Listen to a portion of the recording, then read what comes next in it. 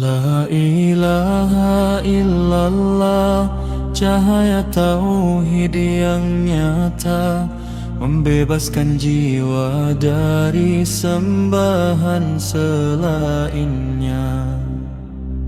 Lepas dari nafsu, harta dan mahkota dunia, hati merdeka hanya takut pada Yang Maha.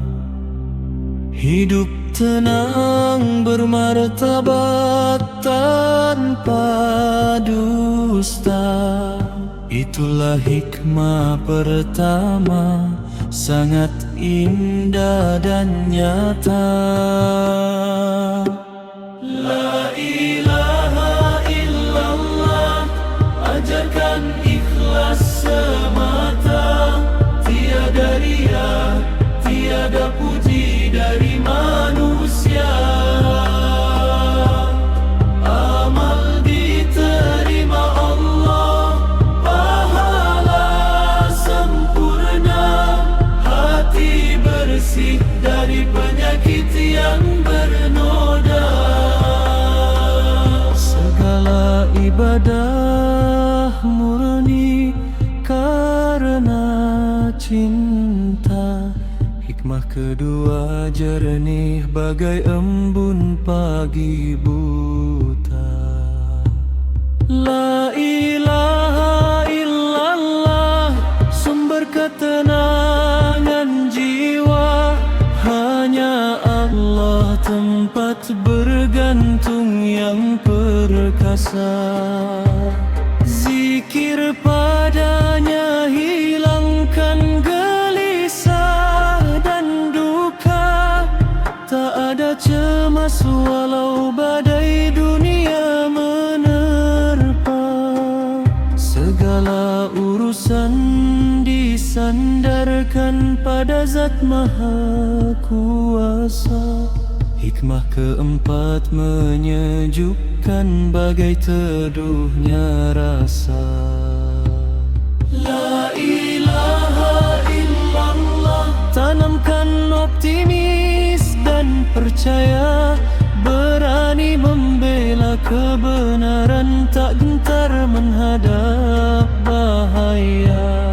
Pertolongan Allah dekat, jangan pernah putus asa.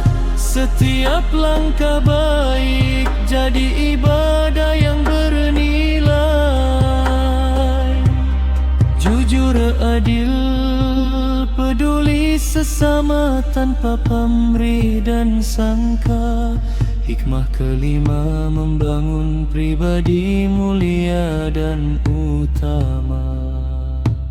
La ilaha illallah, pemersatu umat yang luka, tiada beda suku bangsa, hanya takwa yang membedakan derajat. Hilang rasis, fanatisme buta, dan permusuhan yang celaka. Semua bersaudara karena satu keyakinan dasar. Hikmah kedimul, rahmat bagi seluruh alam raya.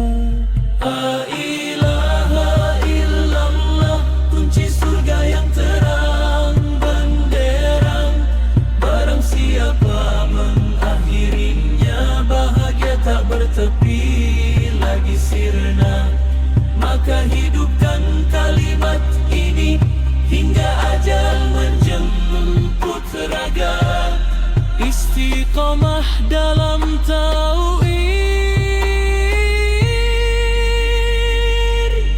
jauhi dosa dan khilaf yang nyata.